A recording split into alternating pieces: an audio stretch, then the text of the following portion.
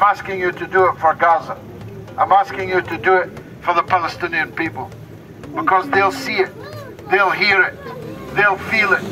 If I walk through those swing doors, you'll see Sunak and Starmer quaking in their boots as I arrive with your mandate for them. Free, free Palestine! Free Palestine! Free Palestine! from the river to the sea. Palestine will be free! From the river to the sea. Palestine will be free! From the river to the sea. Palestine will be free! In our thousands, in our millions. We are all Palestinians! In our thousands, in our millions. We are all Palestinians! In our thousands, in our millions. We are all Palestinians!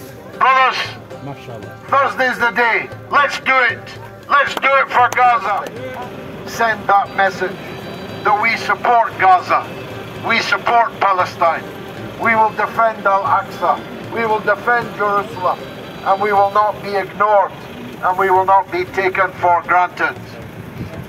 Some people think that you'll vote for them whatever they do to you.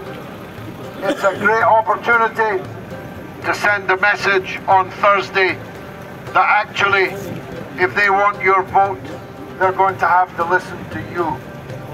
And I think, you know, after 50 years or more of my work with you and for you as a member of Parliament, as a television and radio broadcaster, I have always stood up for you. Even my worst enemies are not slow to say that.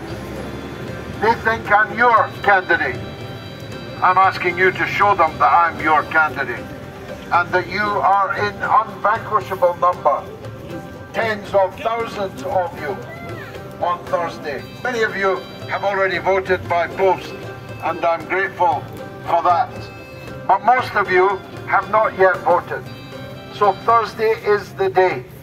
Please, not only yourselves, but your wives, your mothers, your sisters, your daughters, everyone, whole families, out to vote on Thursday.